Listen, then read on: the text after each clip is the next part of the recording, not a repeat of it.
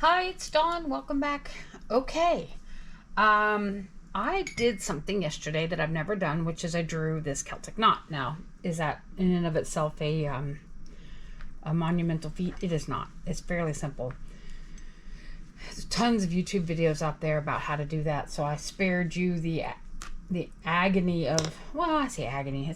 It's not hard. It's time consuming because you draw a grid and then you round things off and then you create the weave pattern and etc. and then you erase a lot because a lot of your lines are not from the grid are unneeded. But my thought was today that I wanted to go shocker green with it, right? And some of my favorite greens right now are the schminky forest greens. I love them. Did I say love? I love them.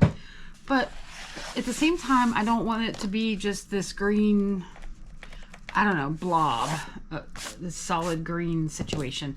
So I had an idea, and I'm really hoping that this is a good idea, and time is going to tell, is to grab some lighter greens and put these on the top row, if you will. But you know what?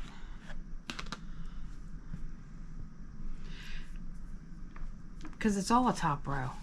Because, you know, I was thinking was, my thought process this morning as I was trying to decide was like, I would go around this way with like the light green, and then at some point I would switch to the dark green. But I was kind of thinking that, you know, like this would be the underside, these are on the top, but who's to say this isn't the top and this is the underside? Oh, bollocks. Now I got myself in a quandary. Maybe I'll just go from lighter greens into the darker greens and then back to the lighter greens. Because I was trying to think of like making like this part be the highlight, and then I could still do that and then make the edges be where it goes under. Yeah, that would probably make sense, but then it becomes a bit more of a project. No, I think I like that idea. I think I'm gonna try to make the top part of the, listening to me talking real time here. All right, I'm gonna decide. I thought I knew. I'll be back.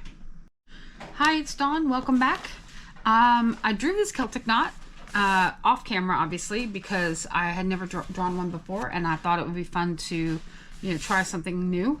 I'm always looking for new patterns. And then I went and pulled some light green paints. These are Kuretake Gansai Tambi paints. I grabbed 3 light green colors, and then I have the Schminky Glacier greens, and these are granulating greens, but my thought is I'm going to do a little shading. I'm going to do the lighter greens all over, and then I'm going to come back and do some glazing or shading with these darker greens, because these tend to be a bit on the darker, moodier, granulating, because they're super granulating, the Glacier series. So those are activated and going, but I think we're going to leave them be, and I think I'm just going to use these 3 and maybe this sap green off of this. I got this palette here too, and I've got a little sap green here going on. Maybe we'll use a little of that in addition to these Gansai paints. And just see, because I really wanted to do like the under over kind of aspect. Oh man,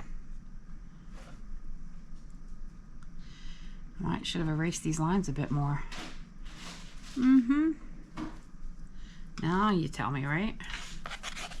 All right, let's take a momentary pause and let's knock these lines back just a tad more. There's tons of YouTube videos out there on how to draw Celtic knots.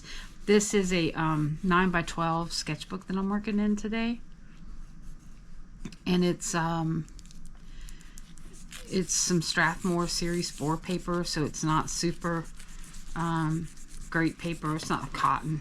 It's a pulp, which means I have a limited amount of time to work and get the shading done, unless I just come back after it's dried and do a if I want to do a wet on wet technique, I've got a limited window to get that done, is all I'm trying to say, because this paper tends to be fairly thirsty or whatever.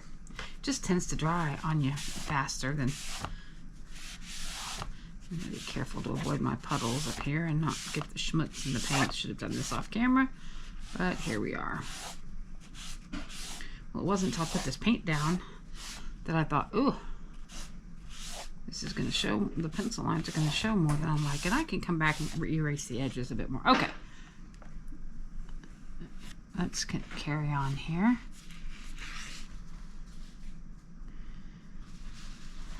And I'm using my Escoda 10. It's got a nice tip on it. And I think that's important for these lines. This is kind of my go-to brush. I almost exclusively use this Escoda round. It's a synthetic squirrel, but it's a good size. I may decide to go get a 6 or a 4 in coming months, but I'm trying not to buy a lot of supplies this year. I'm trying to use my stash, and this forces me to get to know some of my brushes a little better, you know?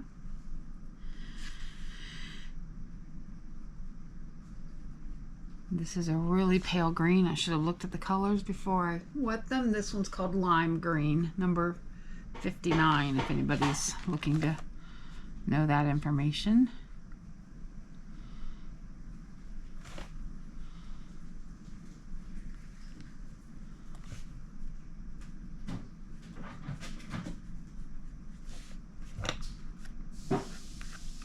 What I'm wondering, and we're about to find out, as I get close to this edge here, oopsie, is if now I can grab, get over here. Now I can grab one of these colors here and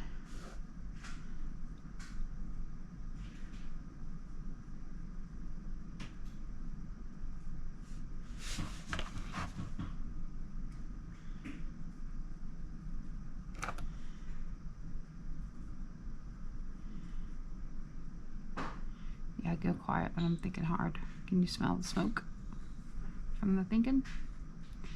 And then see how that looks. Because these are granulating, I'm not real sure how this is going to go. It's a bit of an experiment. It's a bit of a what if. I like what ifs. Sometimes they turn out great, sometimes not so great.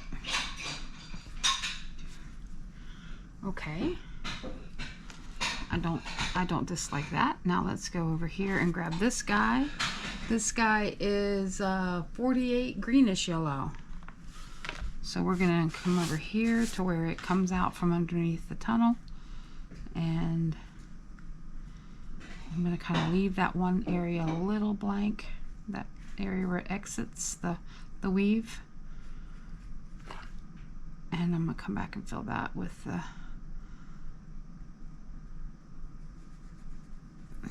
now this one, it goes almost immediately back under too, so I've got a really limited window here of that color, a limited section of that color. Wow, I grabbed a different green, as you might have seen.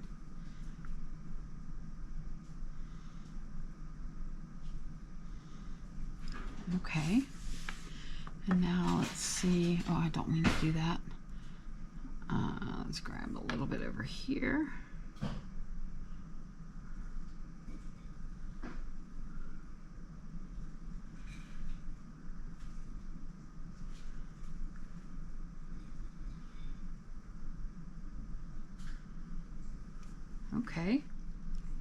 Okay.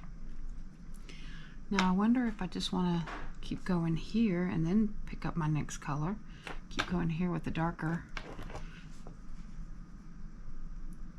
green first, and then pick up my lighter, springier green. It's just, I think it might be harder to blend this way than it was the other way, but we'll find out. Okay, this next one is number 501P green.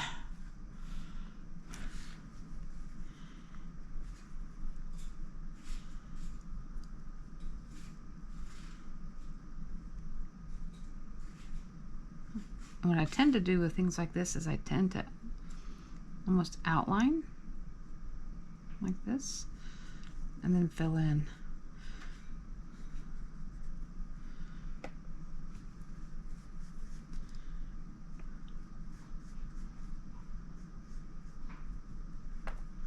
So that helps give you some crisp lines.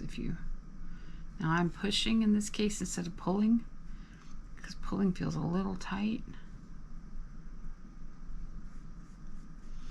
All right, now I'm gonna go back and grab some of this darker green and charge this just a little. Try to blend it. Then maybe I'll grab some of this blue green over here. Ooh.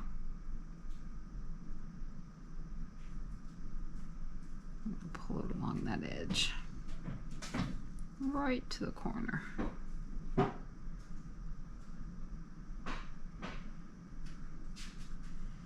Now I'm going to wipe off the excess pigment because I really don't want a super dark piece here. I kind of want to feather this out now. Blend it out with the pea green. These paints here are very opaque and these are super granulating, so it's going to be interesting to see how they dry together, how they interact with each other. Because granulating tend to be a bit more transparent. I think. Maybe I'm wrong about that, but it'll just be interesting to see how they play. Okay, see, like, I don't even like how that's drying right there. Oh, and it's still wet. And I said I used the word dry, and it was not. Oh, I didn't do the dark green here. Okay. Well, let's go back and grab that before it gets too far gone the other direction. I may have missed my window here. Nope. There's a puddle of water here.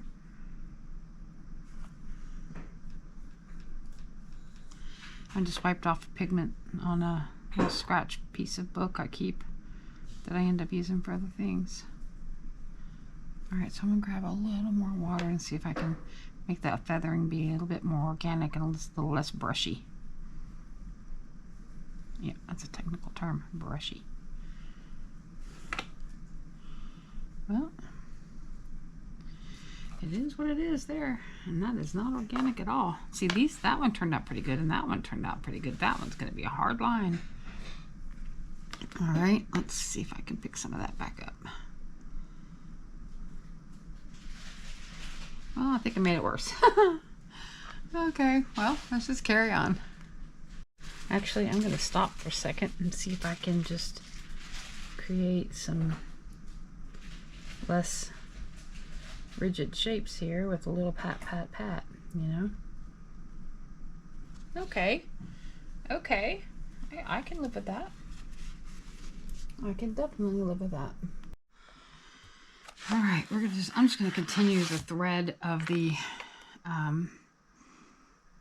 ooh, that's soupy.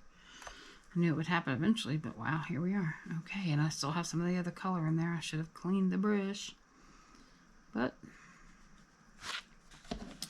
I'm actually going to turn this because I'm a little out of frame, and it's easier for me to come at it this way anyway.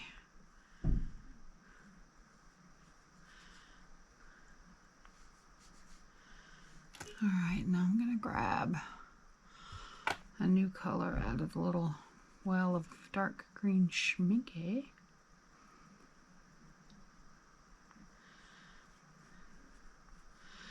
Hoping if I get these in here quick enough that the blending will be dark, mostly dark. Okay, I'm gonna get rid of some of that. That's too much. We're gonna spread that out.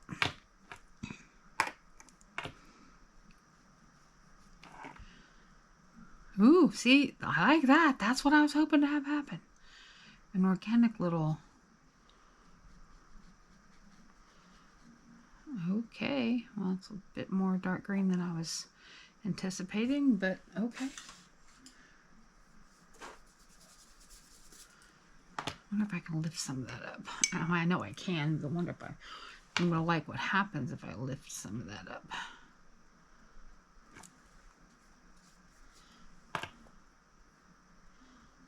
Like especially right here. Well, that just ran all the way across that thing, didn't it? Oh well. Okay, let's go to the next one. Actually, I should have left it in there and put it... Nah, it's alright. I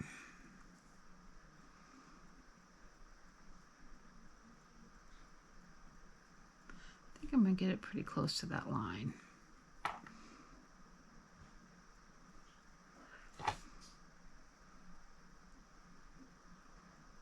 Pretty close to that edge. I really wanted it as a shadow rather than a... See, like that's a solid line to me right there, and I don't like that. That granulated out nicely, but it's just not very dark. That yeah, it's a process.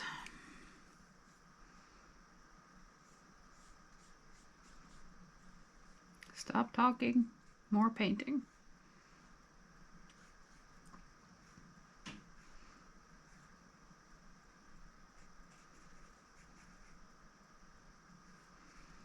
Okay, let's go back to the well.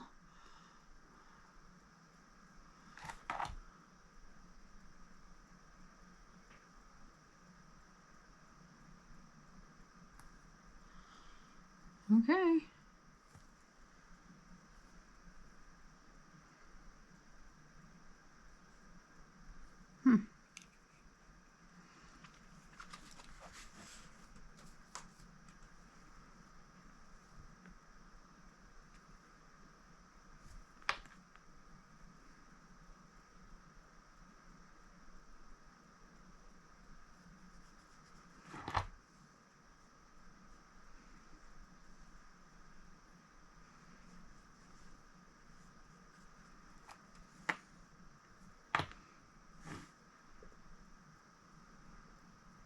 I think going right close to the edge of where you're going to want the dark to be, even going all the way up to it, is going to be the...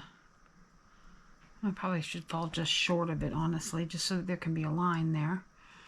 But,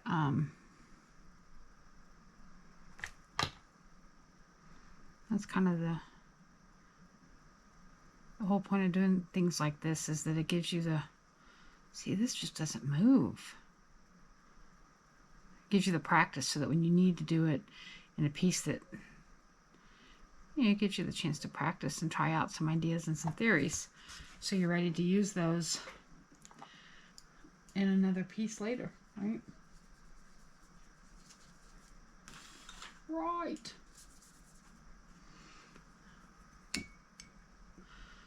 Okay. Let's turn this guy back around and let's go back into pea green here.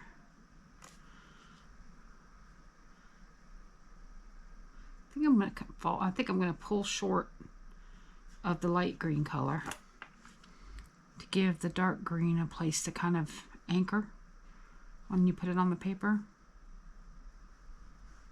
At least that's my current plan. Oh, and I forgot to mention that some of these lines I don't need to be so precious with, because I'm going to go over it with some gold at the end, so that it'll clean up any lines that are not exactly great. Alright, let's grab a green. Grab a green. Let's grab a blue green.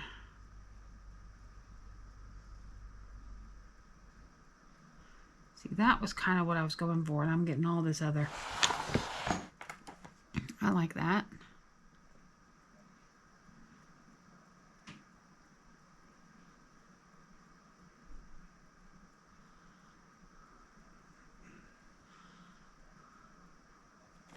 Yeah. That's kind of where I was going. That's mentally what I had in my head. Now, what worries me, now that after I just made my gold speech, is that some of this is just not going to show, because it's going to feather out and the dark line will be lost to the gold. But that might have to be the way it is. Or the dark line is lost because I'm fiddling with it too much, like I am right this second.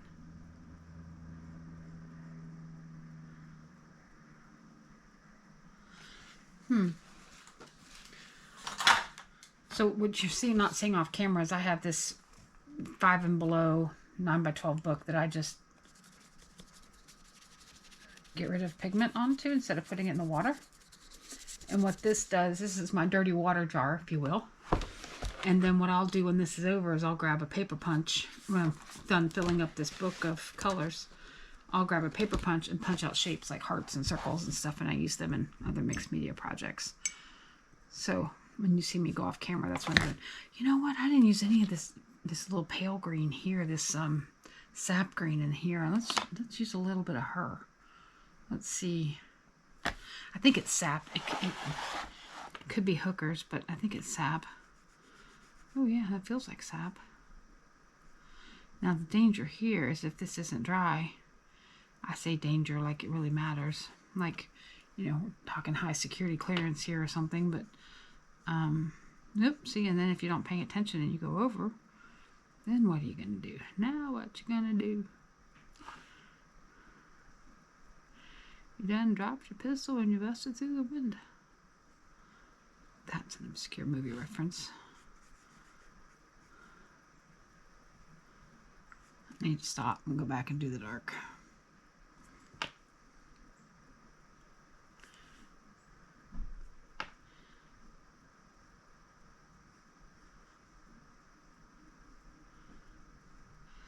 These Kuratakis are a bit more gouache-like. And then this is a Daniel Smith color over here. So it'll be interesting to see how these granulating schminkies play with the Kuratakis versus the Daniel Smith. But anyway, let's get the get that dark green off, and let's pick up some more of that sap and finish up this little area here.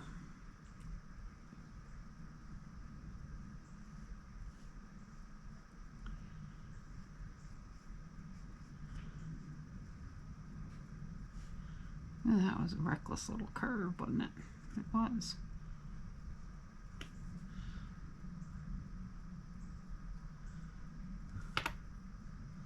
Let's try this olive green. Too much water, I think.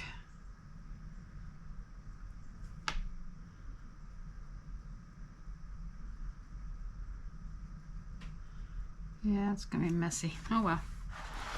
We keep trying.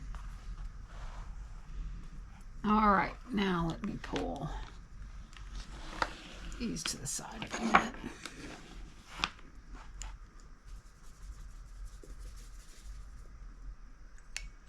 I think we're back to that lime green again, which is fine.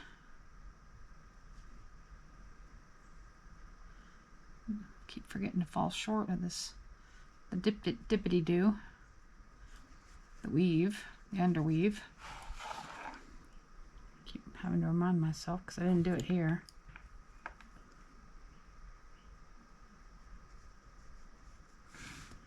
Wow, that's limey, but look how it dries.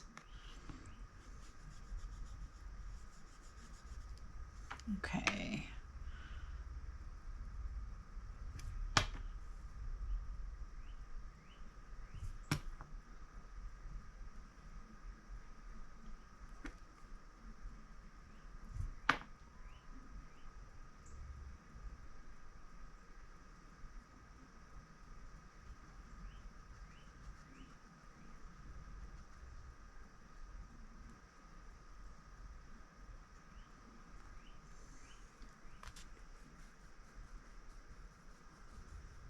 Okay.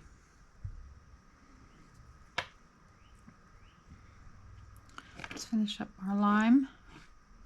Don't need a lot, but I'm going to come right up to that edge.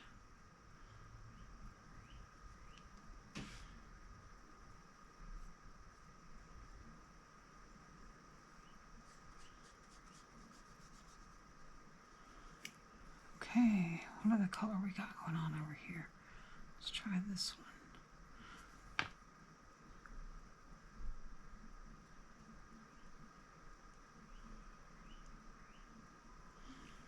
See, that's kind of cool. And because this other strip of the ribbon, if you will, has had a chance to dry, which I did take a small break there and let them dry.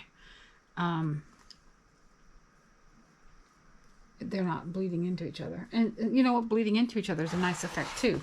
So, I mean, there's nothing wrong with that. But you just got to know if that's going to bother you or you're going to actually like it, you know. All right, so this is a short one, so I don't need to pick up too much of this green, this light green, because I got a short runway here. So again, I'm going right close to where the ribbon dips.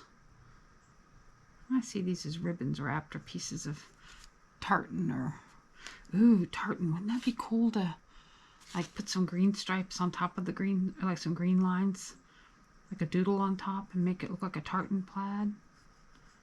That could be fun, but not today. I'm doing gold today, but another day you can make them tartans. Like you did, like it all in the same green. That would be a really simple paint job. Because other than avoiding the little squares in the middle, you could just kind of go at it, you know. Cover it all en masse with a big flat brush. All right, let's grab.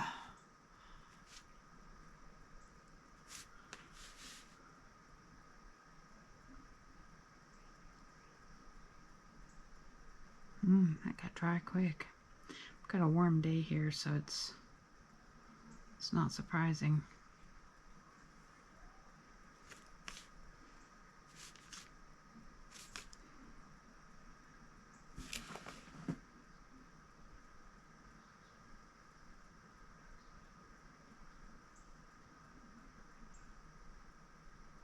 Yeah, it's going to be a hard line there, isn't it? What I could do is like tilt the book up this way and have it, oh yeah. Come on, you can do it.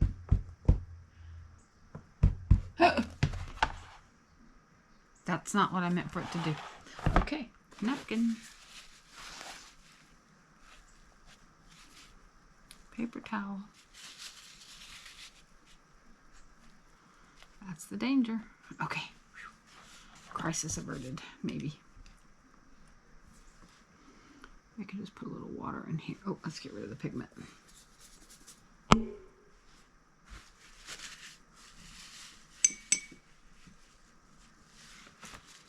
Dab some of that water off and just put a little bit of water here. Just see what happens. See if it softens those edges a little. Probably not. Okay, we just did the middle green. Now we're back to the far right green here.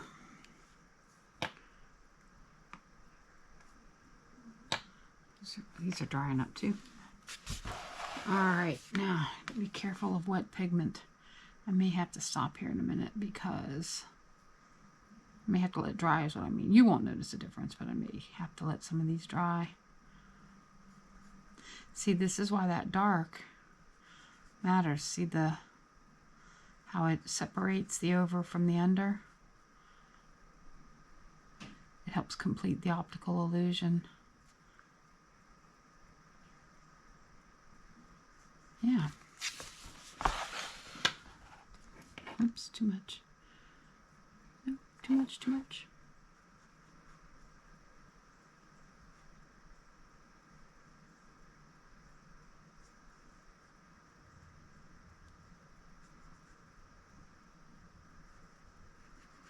Okay.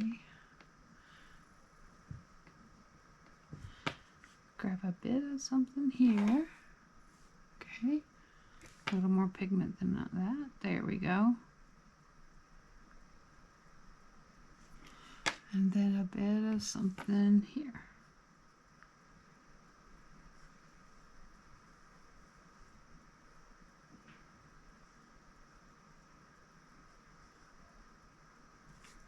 Yeah. I think finally after 62 passes around, that's kind of the square I was mentally had in my head. Okay.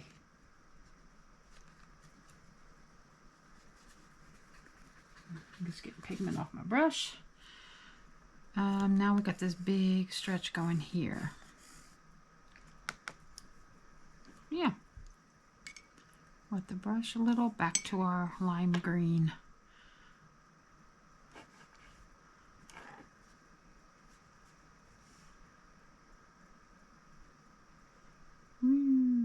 That is so lime. But I think the brightness and the translucency of this color is what a piece needs, because you want a bit of dark and you want a bit of light, and I think that's what this bright green, this almost electric green, provides. It provides that highlight color, a highlight, but it's still pigment, you know. All right. Getting better with this. The learning curve is improved on how to do these. Ooh, too much. I got a chunky pigment piece there.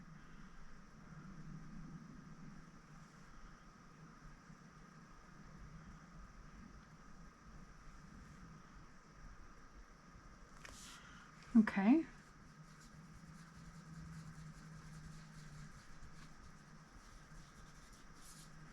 Now let's grab a little bit more of that lime and finish the ribbon. Don't need a lot. Go right up to the edge without touching it. And let's grab a little blue-green. Ooh, that seems like a lot of pigment. Let me back some of that off. Yep, good thing I did that.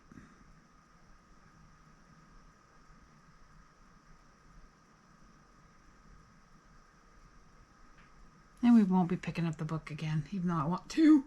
No.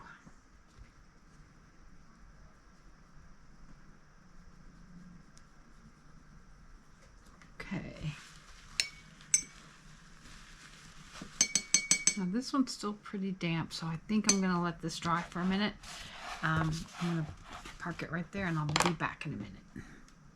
Okay, I think this is still a little goopy here, a little goopy here, but I think we're just going to soldier on. One thing about these Kuritakes is they get kind of, I don't know, what's the word, creamy, buttery, like a melted butter consistency to them once they start activating. Unlike regular watercolor, which still stays soupy, you know, very watery, kind of chicken noodle soupy, where these guys get almost like a chowder. Ooh, that makes me want chowder now.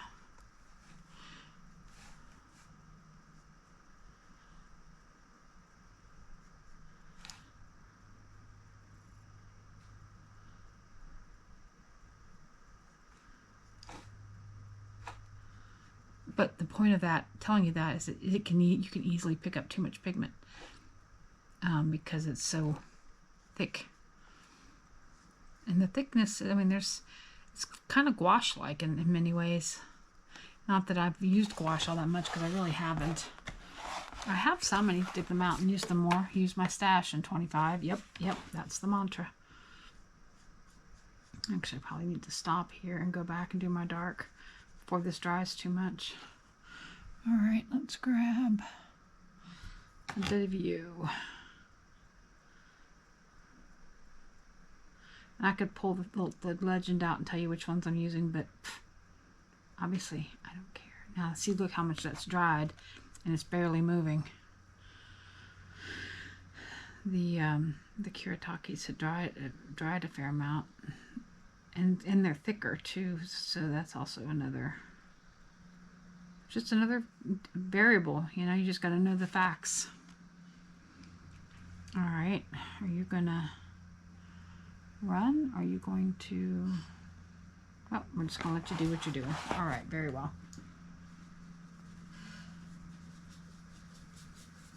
Okay, now carry on. Just wipe that pigment off, and now we carry on with a little more of this yellowish green. Of course, you can always add water to it like I just did, and it makes it less pudding-like consistency.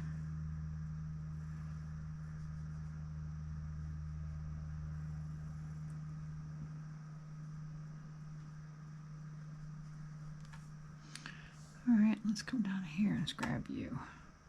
Now, hopefully this is still wet enough that you spread. Yeah. See, now that did a little better. Well, maybe. Huh. We're not going to worry about it too much, are we? Nope, we are not. moving on, we're down to the pea green. I find rotating the book very helpful. I can't paint over wet paint very easily. I don't have that kind of limber dexterity or whatever. And I much prefer to pull than to push. I get a crisper, cleaner line when now here I am pushing. And I don't mind pushing for some of it, I just don't want to push for the whole thing. I want to pull. And now I'm worried about this wet pigment over here.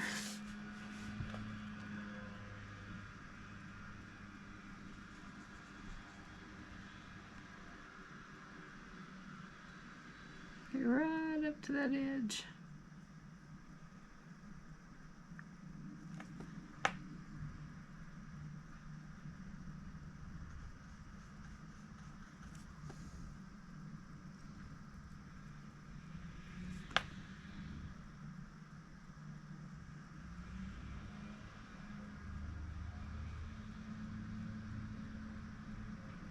And this book is laying flat, so there's not any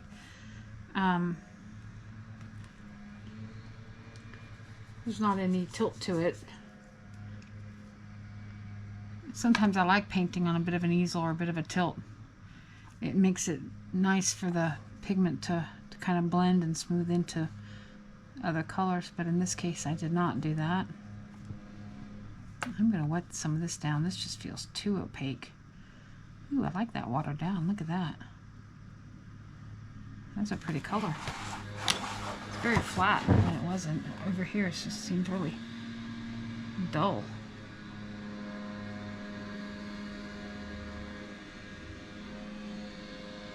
Happy accidents.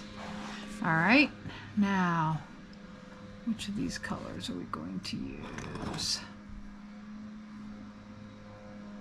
Let's go here.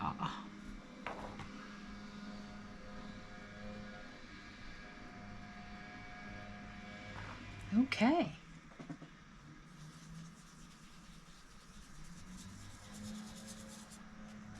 That's a nice little feathering or blending or whatever. See how it dries down. Okay, that was the pea green. Nope, that was the yellowish green. Now we're back to pea.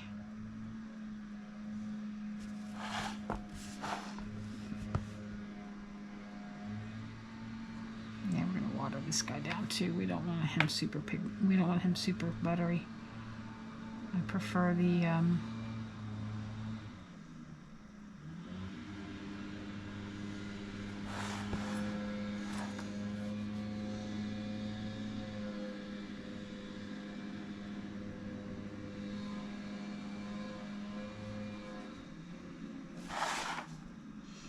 because this one's so short, I'm gonna go ahead and just complete the ribbon before grabbing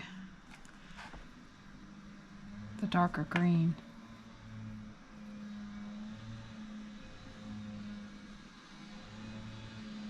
Well, that's just, that one does not move at all. At all.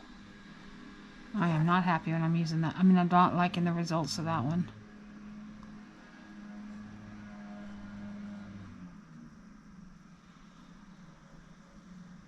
It just sits like a bump on the log. Okay.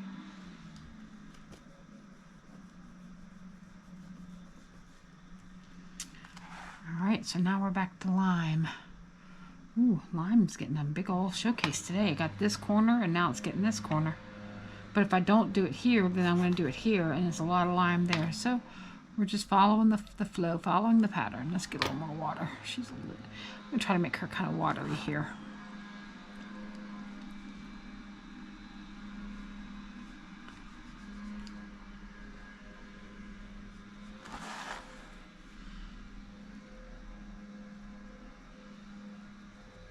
Yeah, I like her watery. She gets very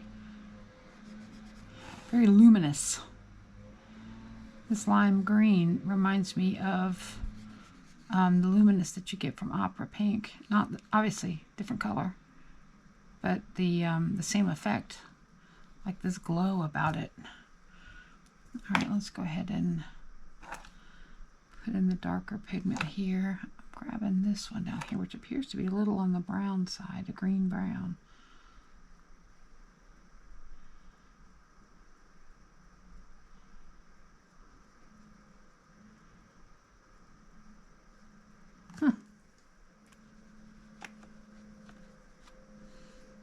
Okay, let's continue on with our lime. I don't want too much though. Yeah, it's a lot of pigment. I think I'm in my mass tone era right now. My watercolors. I haven't always been. I've been very pale. I mean, using very pale washes in the past. Before I started my YouTube channel, I should say, but I don't know. I've been finding myself gravitating towards mass tones, and that's not like me, but it's okay. Oh, see, look at you. You just play so nicely with others. I like you so much. Okay. Now, let's grab this yellowish green. I'm going to turn the book this way so I can keep my hands out of the pigment, ideally. Go kind of watery with her.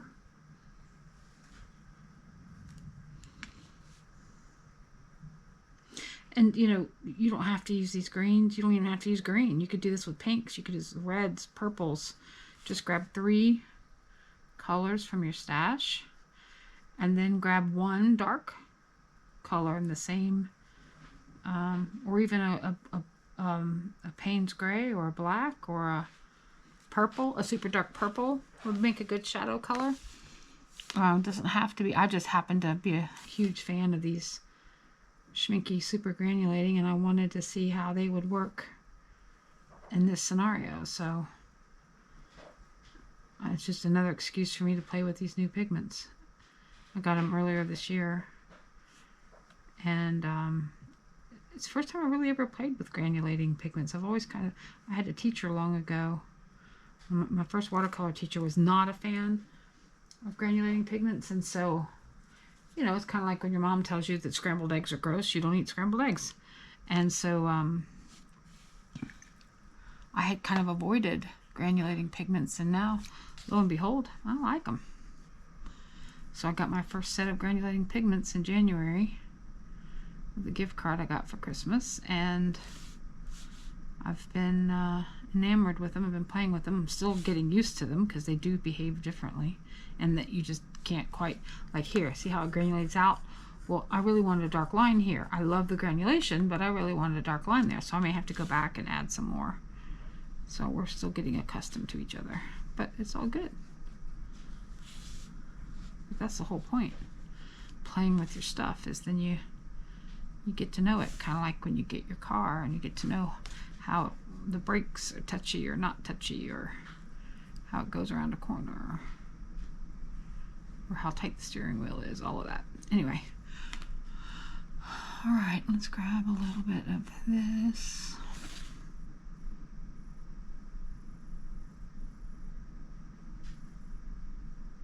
I am just not happy with any of several of these greens. Just do not move.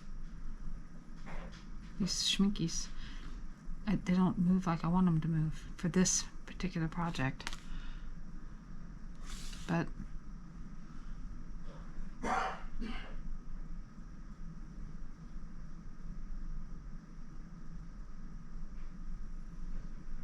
that's the thing with watercolors. You get what you get, and you don't throw a fit. Maybe you do throw a fit, but not much you can do about it. Alright, coming around the bend. That was that color, right? Yeah. Now we're back to lime. She's got a really short run here. I'm going to make her really pale. I'm going to really water her down.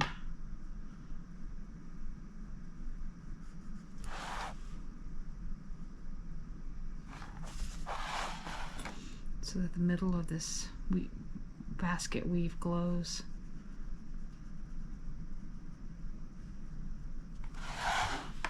All right.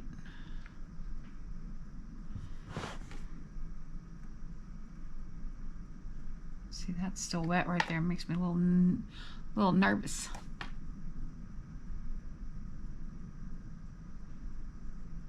Oh, I need to use that green over here too, the sap green. I'll use that again. Next, on this curve, I'll put sap green in there.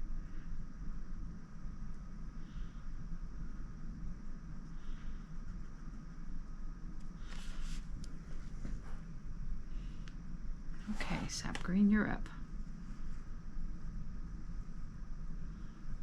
Meant to use you again. I gotta keep remembering to use you in the rotation. These three are sitting here and they're, you know, but it's nice to have a paler, and this will go around this bend, which will be nice because this ended up super dark.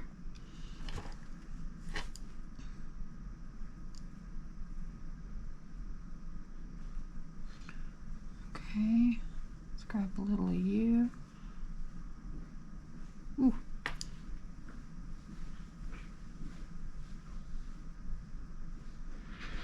See, look at that. That's exactly what I've been trying to do. Alright, let's finish that little hooky-doo section. Ooh, too much water.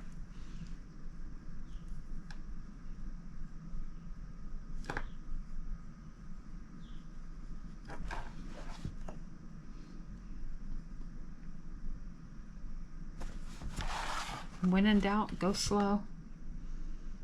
The goal is not to finish it, the goal is to practice it.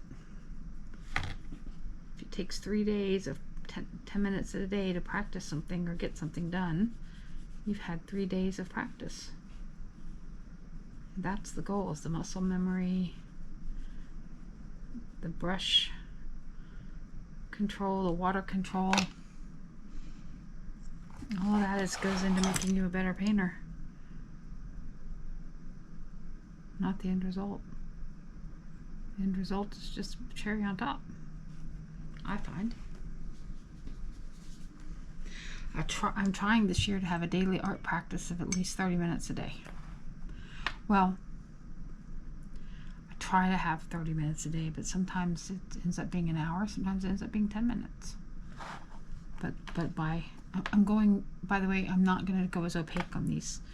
I'm trying to water some of these down because some of these are super dark and I want some variance in the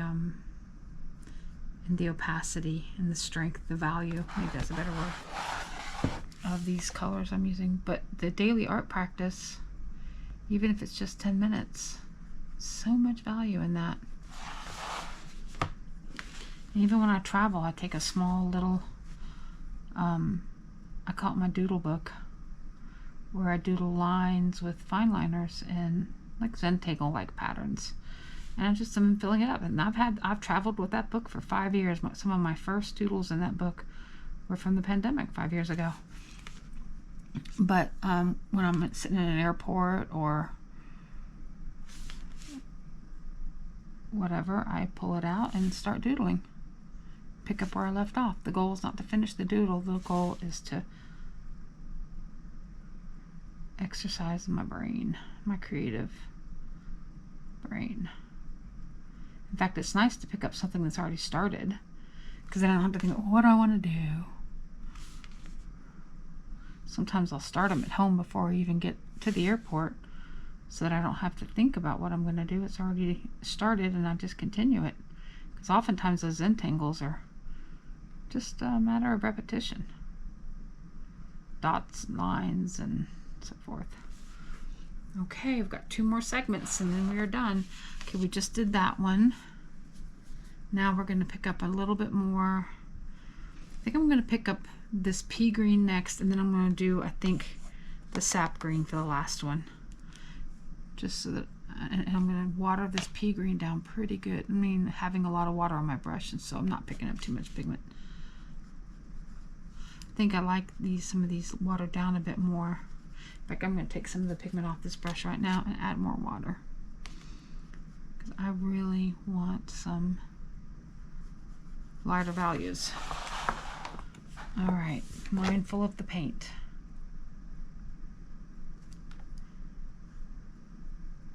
And it seems like I did the same colors here, but I used the blue. So I'm going to make sure I don't use the blue on this so that they look, you know, cousins, not twins, right? Right. All right, so we'll go back to the green. Let's grab a little more pigment there. Oh, too much. Back off. Well, it's about balance, isn't it?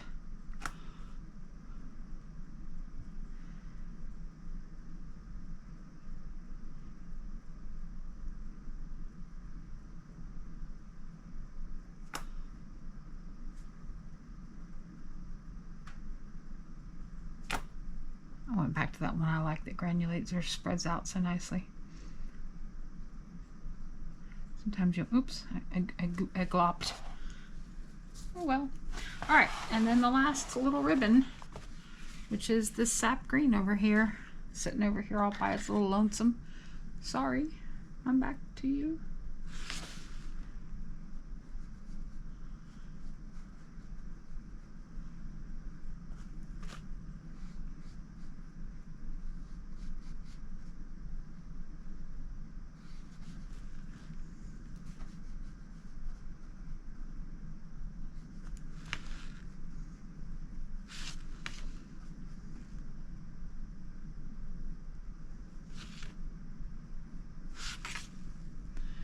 I'm going to go back to my favorite one, the one that granulates nicely.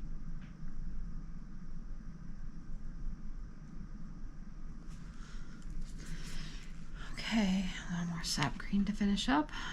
So what I'm doing is I'm putting down some of my main color. Then I don't clean the brush and I pick up my deep color, fill that in, then I wipe the brush off of the deep color on my little scratch pad over here, pick up more of the main color. And oh no, I was gonna get that same color I like, this one right here. I think this is green olive, or forest olive I should say.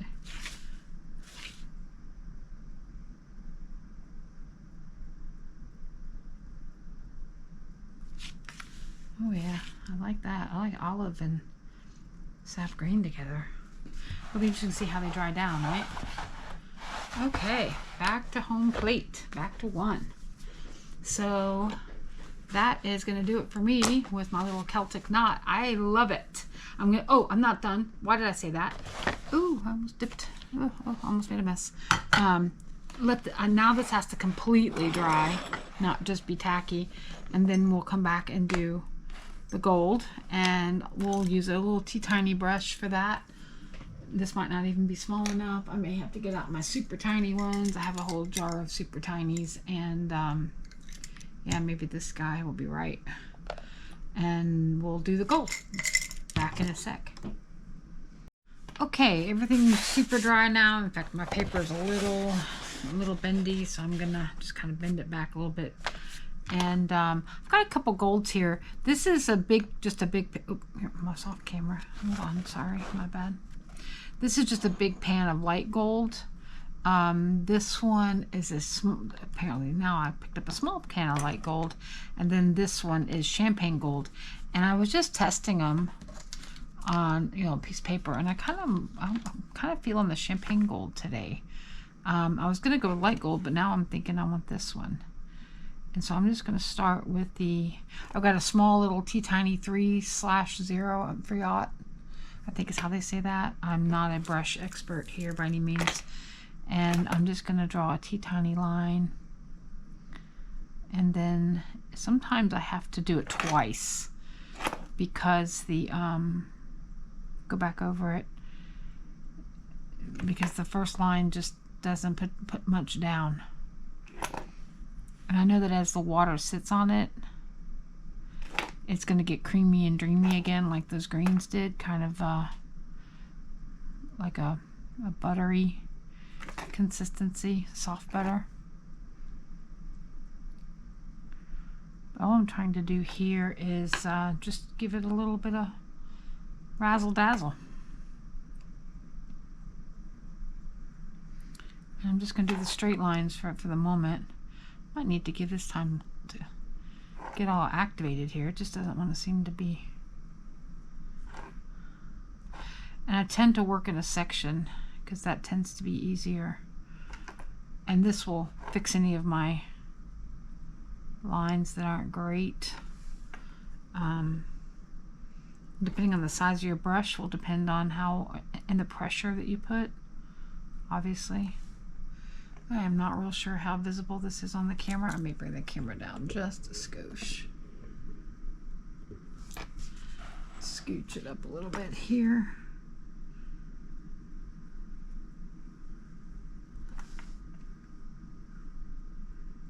Depending on how the light's hitting it.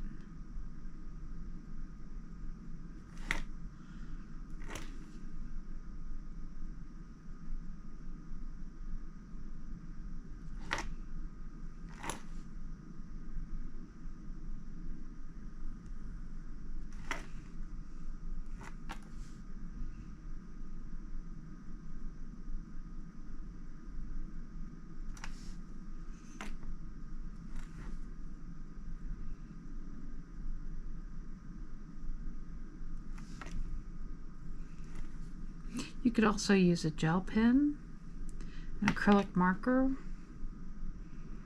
Sky's the limit. Oh, you leave it plain for all that, for that matter. But I think it adds a little, like a piece of jewelry, you know. It's subtle, but I like it. Let's see if I can tilt the book up a little bit so you can see it a little better in the light. Yeah. So this is the champagne gold. Again, more of the Kuretake, but you can also use acrylic paint, you know, like the $1.58 whatever paint from the craft store. Like little 2-ounce bottles, you could do that. I think the biggest thing is just use what makes you happy.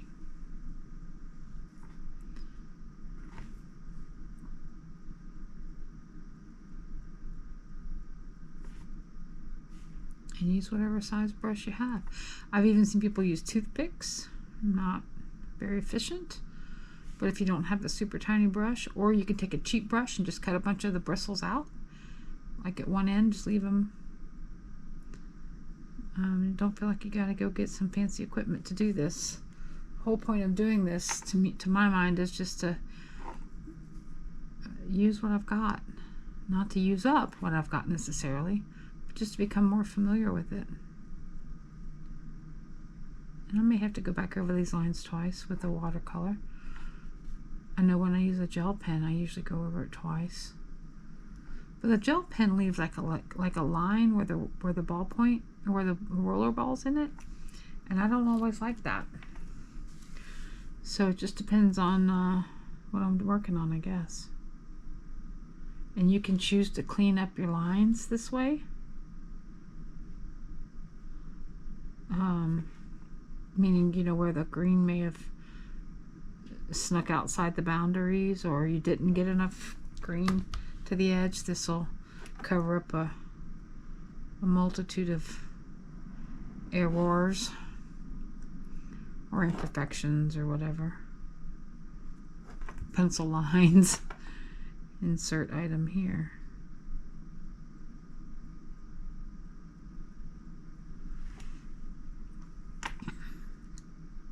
And the longer this water sits in this, it will activate more and get creamier and thicker. I probably should have let it sit a little bit longer, but I'm impatient. I'm an impatient artist sometimes. Oops, that was a little fatter than I wanted, but that's okay. I'm trying to get a nice thin line, but you know, we're just having a bit of fun here, right? Oops, I was off camera again. What a shock, right? Who'd have thought that?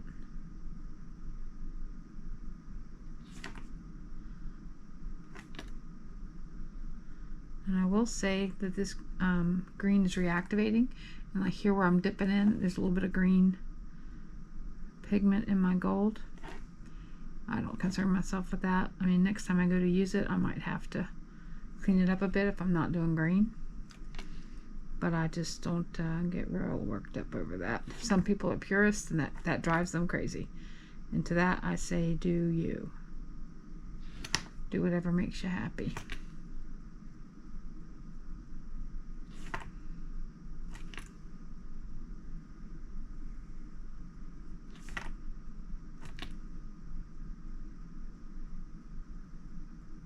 So what I'm doing when I'm going over these lines is I'm like half on the green, half on the white.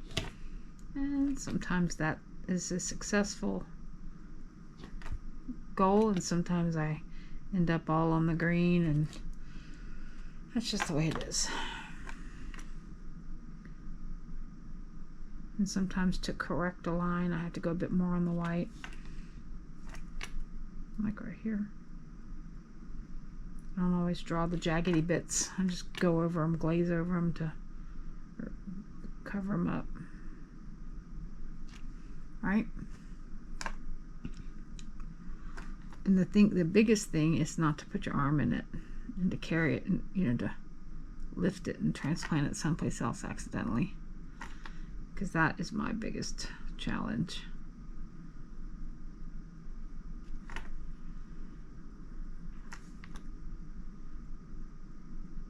Ooh. It's getting creamier now.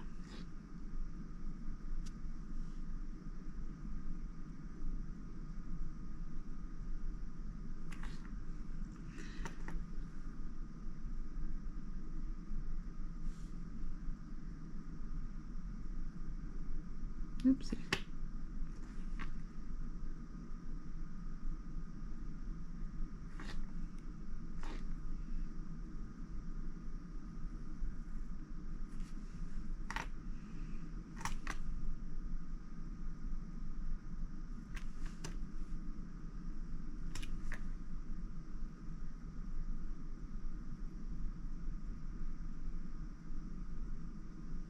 My two favorite colors in the gold series is a whole gold pack with Kiritake.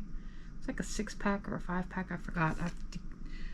I put all mine together. But there's like a really brassy gold, this one. It's called yellow gold. And then there's this one called blue gold. And so, oh, that's got a schmutz in it. Anyway, the thing is, test them all and see which one you like, or just buy an individual pan if you feel like you want to.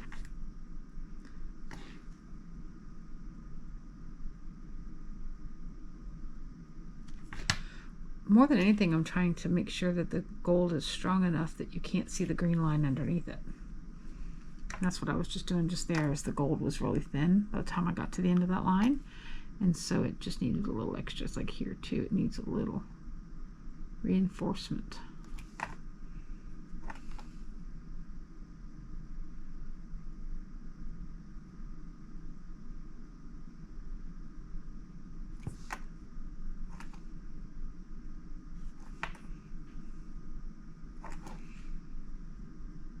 And I like the imperfections in it. It gives it a handmade quality to it, which I find endearing. I prefer it. Not everybody does. Some people really prefer the preciseness and the look of something that's intricately made, and to that I say it will probably take a bit more time to do it to be able to achieve that. There's nothing wrong with that, of course. I'm going to back the camera back up now, so I don't have to worry about being out of shot. Okay, let's finish up these last couple stripes.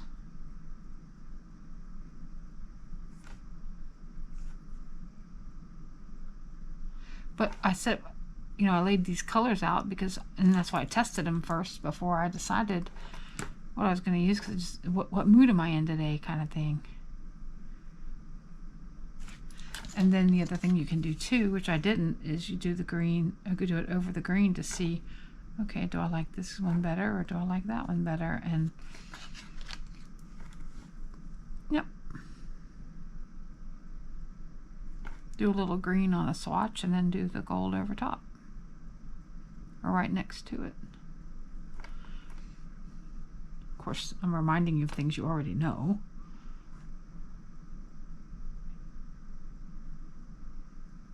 But we forget, you know. It's helpful to watch somebody do something and go, oh yeah. I do it myself all day. Watch other people do stuff and think, all right, I'm going to do my version of something like that. The Celtic knot was, I did not invent the Celtic knot.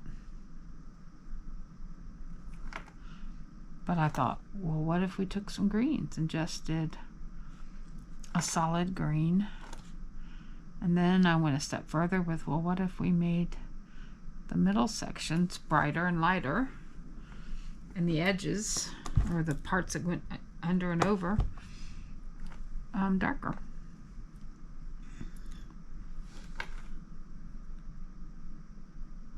So other areas that aren't as dark as I wish they are, I'm catching my eye and I'm going back and fixing them, or adding to them, I should say.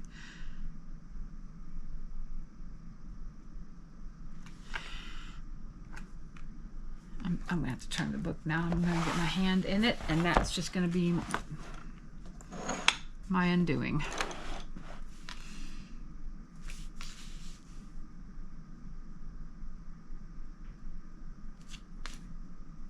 And I thought about coming back in some of the areas where the green, the darker green, didn't do so well or didn't show up. And no, I'm just gonna leave it. It's gonna look mossy and a bit like some mushrooms ought to start growing out of it at any moment, and I'm fine with that.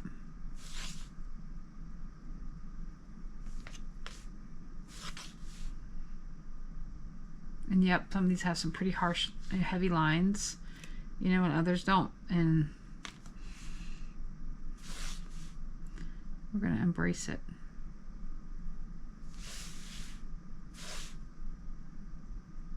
Come as you are, watercolors and all. And I like to work in this section. I start typically with a straight line because that's my strongest stroke, and then I work my way into the curves because that's my weakest.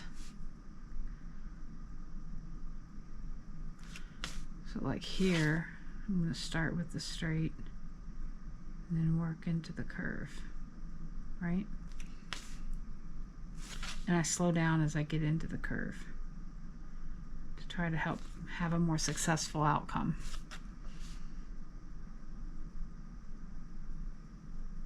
And I try not to be too harsh of a critic on myself. Sometimes I can be my own worst enemy, but see, so here I don't want to start in a curve personally.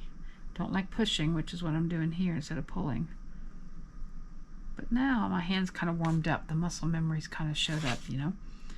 So I got away pushing against pulling, and if I just go slow, and I don't speed this up on purpose so that you can see a real time of how I do it. And I'm sure I could do this even slower and get a more, I hesitate to use the word perfect, but a more crisp result.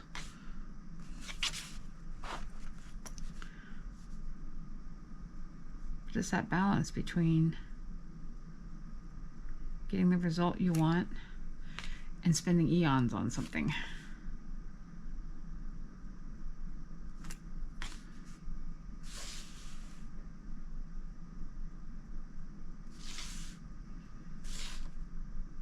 All a balance. When I was a girl, I used to be annoyed by things that, you know, bumps in life, you know, well, everything was so good, and now why does everything have to be so hard? And my mama used to say to me, even sunshine needs to have a break. We need a break from sunshine, I should say. And because we'll get sunburned if we don't have a break from it. We need the moon to give us a break from the sun, and it makes us appreciate the sun. And so I I know that there's going to be days when my paintings are going to work out, or my ideas are going to work out exactly like I planned, and then there's days they're not going to work out at all like I had in my head, because it's all just an expectation, right? An expectation of how the outcome is going to be. And expectations are the #1 way to be unhappy in life, I think. But this is not what I expected for this piece. Am I upset about it? No. But I had a different vision in my head. But this piece came out. The art said, well, here, let me show you what I'm going to be, not the other way around. And I've resigned myself to being okay with what comes out, because more times than not, I'll do a piece, and if I think, oh, this is a 5, you know, and you put it away and you come back to it weeks, days, months later, and you're like, why did I think that was a 5? That's a 7.5, easy, a 7.5, or that's a 9, or whatever the case may be. And I find I love it more after I've stepped away from it and come back to it. So if you're doing this, the other thing I can say is, if you're in the middle of it and you're thinking, oh, this has gone to heck, I don't like where it's going, I don't like this color, the greens aren't greening the way I wanted them to green, keep going. That adage, trust the process, it's not really an adage, cliche, but that phrase, trust the process, couldn't be more accurate in my world. Because 2 things are going to happen. One, you're going to finish it, and you might be surprised yourself, which many times I do. And then the second thing is, you will love it far more after you get some distance from it than you will in the moment. So finish it. Why not? What have you got to lose? You might actually fall in love with it, much to your surprise. I was not sure I was going to love this lime green. Once I saw it on the paper the first time, I was like, ooh, too much. But it may not be. Maybe just the right amount of green. Lighter green, I should say. Ooh, this is nice and creamy and gooey now. I should have waited, because that line right there. That line right there is the line I've been wanting. Is the line I've been wanting the whole time. And I got some thicker lines, but that's just because I'm impatient. But that's the line I wanted. And if I had waited, I'd have gotten that line all over. Drat me for being so impatient. But here we are. Now, did I miss any areas? This area is one of my first ones, and it is super pale. Doesn't cover that green there at all. Let's see if I can improve that little line there. Okay. I'll try to tilt it so the gold kind of glints in the light. I'm looking for any areas I may have missed. I think I got them all this time. But famous last words. Okay, I think I got them all.